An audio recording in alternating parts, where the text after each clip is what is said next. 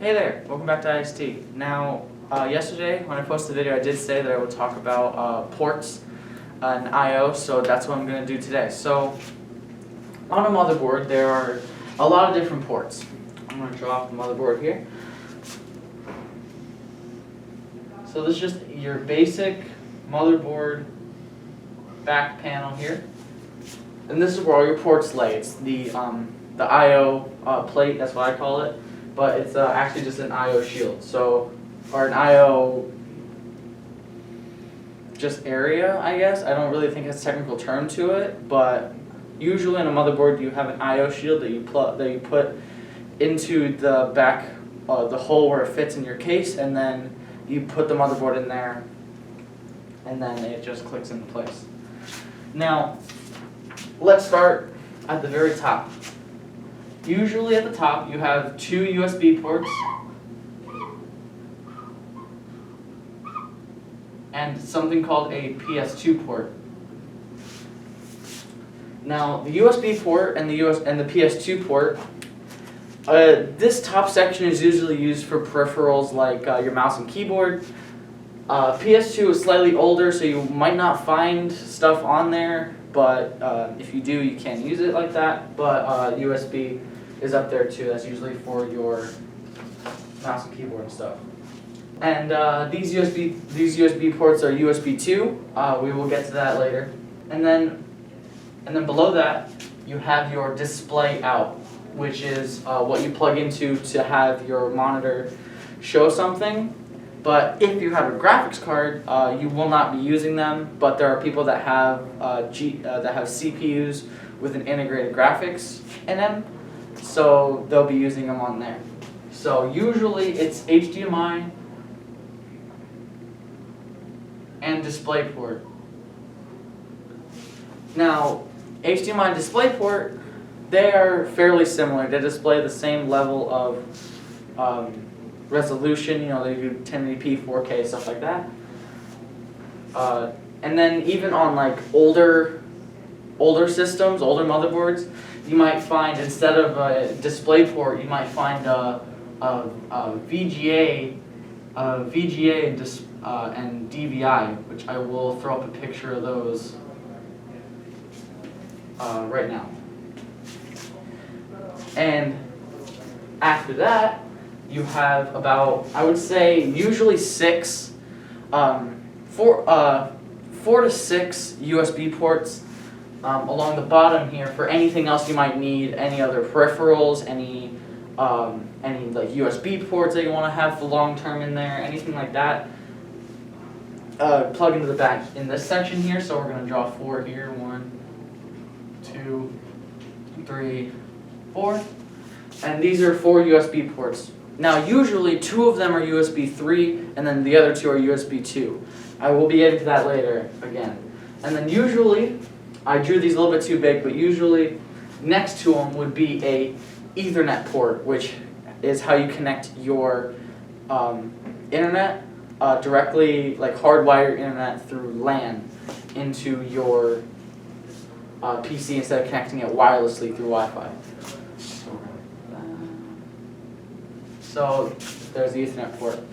And then usually on higher end motherboards, they will usually have a Wi-Fi adapter in them to connect to Wi-Fi, because motherboards for some reason don't automatically connect to Wi-Fi. And I understand if you do have a board with Wi-Fi on it, you will definitely it'll definitely drive up the cost of the board, but it'll also upgrade the quality and, you know, give you a better chance of getting it, because that extra $10 will still go to a Wi-Fi card. So why not put the Wi-Fi card on the board already? Like it doesn't make any sense to me, but I'm not a motherboard manufacturer, so whatever.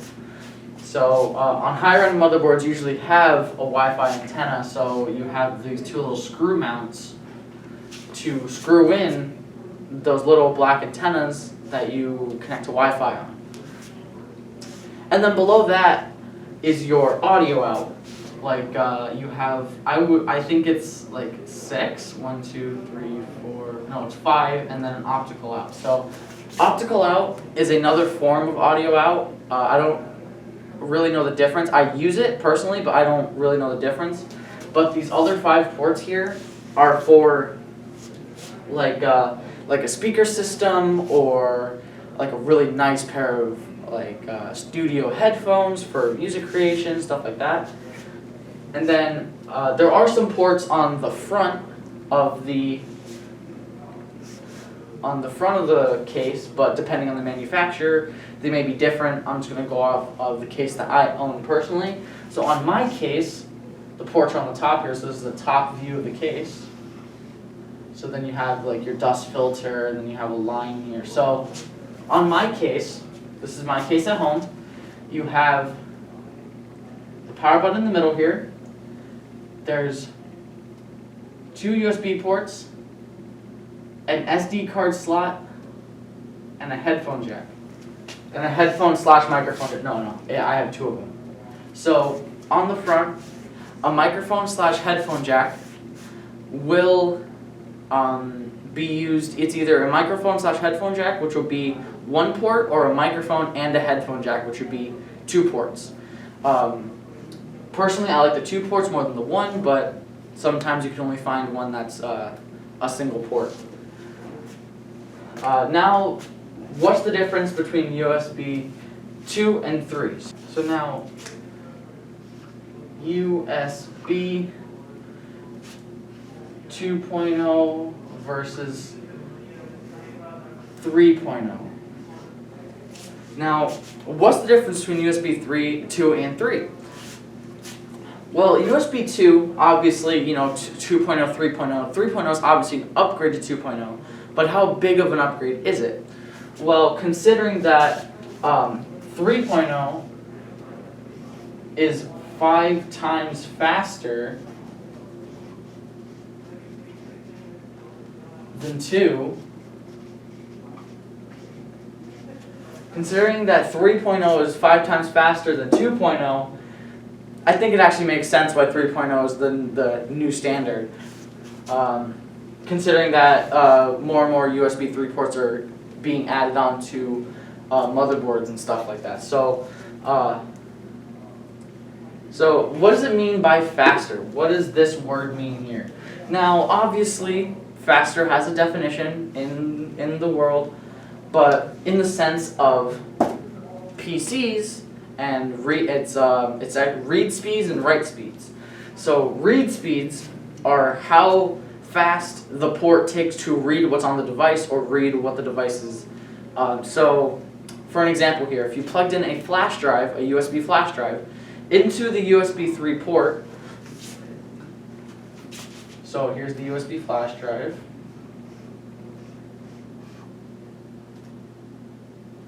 So there's a USB flash drive, right? So then you plug it into the port here. So we're just gonna have this as the port, and then you plug it in. And this is a 3.0 port. So this is a 3.0 port. You plug it in, and then it's for the 3.0. It's gonna take less time. It's gonna take less time to see what's on the flash drive compared to 2.0, which is going to take more time. It's going to take more time to read what's on the flash drive. And then the same thing with write speeds.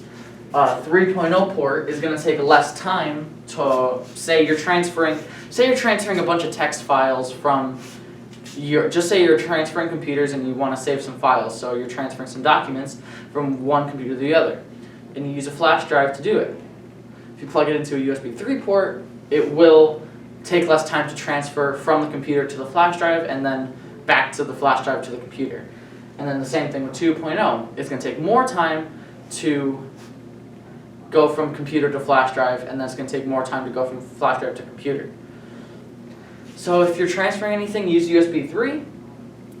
And if you're just using like a mouse and keyboard, it's okay to use USB 2. So that's really about it for ports on the back of computers, and it's also called I/O. So if you hear me say I/O, I just mean the ports on the back of the computer, like an I/O shield and all that stuff. So yeah, that's really all the ports that I have to talk about. Yeah, that's it. There's really no more. I will be back soon with another video on like peripherals, like mouse, keyboard, microphone, camera, all that stuff. And on Friday, I'll be having a video on how to set up that HTC Vive I was showing off yesterday.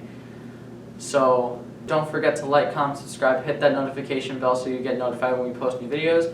Follow us on Instagram and Twitter since we have those now. And yeah, that's it. I'll see you in the next one.